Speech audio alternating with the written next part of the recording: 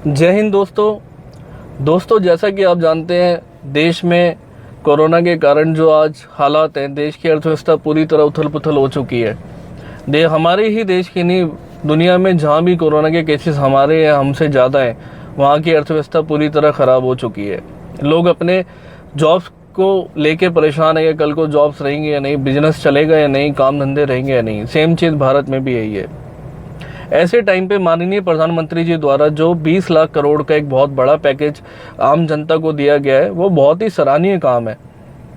अगर इसमें माने तो बड़े बड़े उद्योगपतियों को भी बहुत हेल्प मिलेगी और जो एमएसएमई सेक्टर है उनको भी बहुत हेल्प करी है गवर्नमेंट ने। एमएसएमई सेक्टर क्या होता है दोस्तों? ये छोटे उद्योग होते हैं। अगर एक रिपोर्ट की माने तो ये हमारे देश के 12 करोड़ से भी ज़्यादा लोगों को रोजगार देते हैं। अगर हम इस तरह बातें करते हैं तो हमें लगता है कि हाँ, देश में सबको सब कुछ मिला है, सरकार ने खुले हाथों और खुले दिल से सबको बांटा है इस कोरोना के आपात स्थिति में। लेकिन अगर इसको और थोड़ा खंगालते हैं, देखते हैं, तो हमें पता चलता है कि ट्रांसपोर्ट जगत की तो इसमें बात ही नहीं करी गई है। दोस्तों, देश को आज़ाद हुआ 70 साल हो चुके हैं, लेकिन इन 70 सालों में किसी पार्टी, किसी नेता ने आपके ट्रांसपोर्ट जगत की बात नहीं करी है। लोग यहाँ से बाहर जाना चाहते हैं ड्राइविंग करने के लिए, अपना देश कौन छोड़ना चाहता है। लेकिन हमारे यहाँ ट्रांसपोर्ट जगत की हालत ऐसी है कि लोग मजबूरी में, जो लोग मजबूरी में हैं वो तो यहाँ रह जाते हैं, जो जा सकते हैं वो बाहर चले जाते हैं। किसी भी देश की अर्थव्यवस्था को मजबूती देने के लिए उसका ट्रांसपोर्ट सिस्टम अच्छा होना ही चाहिए।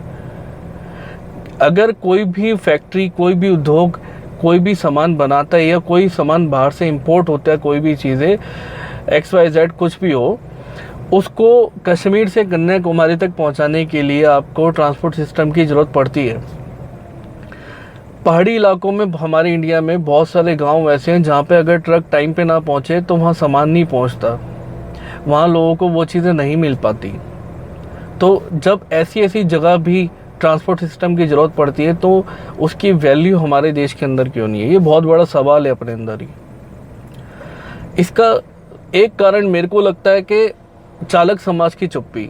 जो हमारे चालक समाज है, जो हमारे ड्राइवर्स भाई हैं, इनकी चुप्पी एक बहुत बड़ा कारण है। वो बेचारे सुबह निकलते, शाम को घर आते। बहुत ट्रक वाले जो एक दिन निकले तो 10 दिन पता ही नहीं उनको जाना कहाँ है, आना कहाँ है। 15-15 दिन घर की शक्ल नहीं देखते। उनके पास टाइम नहीं होता अपनी आवाज़ उठाने का, इतने पढ़े लिखे नहीं होते। तो ये एक बहुत बड़ा कारण है। लेकिन आज के टाइम में ज़रूरत है, अगर आपको इस काम को बचाना है, इस काम में अगर आपको और रहना है थोड़ा सा, नहीं तो कल को आपको भी कुछ और काम देखना पड़ेगा, क्योंकि कुछ सालों बाद ये ख़त्म हो जाएगा। गवर्नमेंट इसकी ऊपर देख ही नहीं रही है।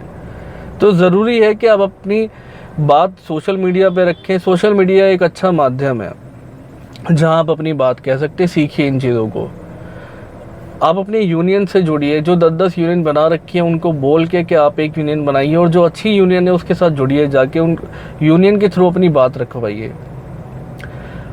और अगर आपको लगता है कि आप सरकार के खिलाफ जो ये चालान आए हैं स्पीड के, टैक्सी के, कि ये रुक जाएंगे, आप बाहर निकल के कुछ कर सकते हैं, कोई विरोध प्रदर्शन, तो ये भूल जाइए। कोरोना चल रहा है, कोरोना के अंदर आप भीड़ भी नहीं लगा सकते। तो जब आप भीड़ नहीं लगा सकते, कुछ नहीं कर सकते, आप सरकार के पास जा नहीं सकते, तो आपके पास एक ही माध्यम रहता है कि आप सोशल मीडिया का यूज़ करें और यूनियन से बात करें, यूनियन को कहें कि वो जाके बात करें। और अगर इस तरह देखें कि कमर्शियल गाड़ी, प्राइवेट का इंश्योरेंस और कमर्शियल के इंश्योरेंस में ज़मीन आसमान का फ़र्क होता है। हर साल एक नया खर्चा तो सबसे बड़ा यही होता है। और रोड पे जो टोल है, वहाँ से भी कमर्शियल गाड़ियाँ रोज़ लाखों की तादाद में गुजरती हैं। तो अर्थव्यवस्था में वैसे ही बहुत मजबूती आप अपनी तरफ से देते हैं।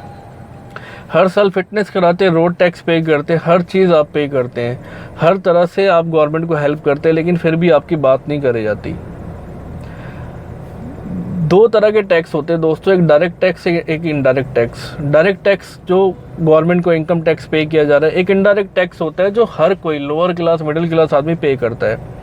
आप सुबह उठने के बाद और रात को सोने तक जो भी चीज़ें इस्तेमाल करते हैं, आप उसके ऊपर टैक्स पे करते हैं। तो देश की अर्थव्यवस्था को मजबूती तो हर कोई दे रहा है, चाहे वो गरीब आदमी हो, अमीर आदमी हो। तो ये बायस्ड रवैया क्यों है सरकार का? जो इतने सालों में इतनी सरकारें आई, किसी की आंख नहीं खुली, किसी को ये नहीं लगा कि इस लाइन के लोगों के लिए भी सोचना चाहिए।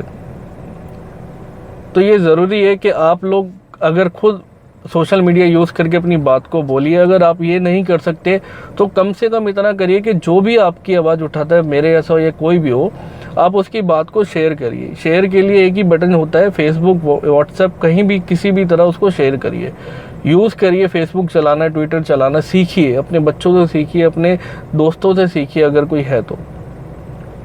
अपनी बात को ज़्यादा से ज़्यादा रखिए सोशल मीडिया पे। जितना सोशल मीडिया बहुत अच्छा माध्यम है, आपकी बात बहुत जल्दी फैलती है। अब बस आप लाखों लोग हैं, ड्राइवर के लाखों लोग मिलके अपनी बात को नहीं रख सकते? क्या गवर्नमेंट तक नहीं पहुंचा सकते अपनी बात?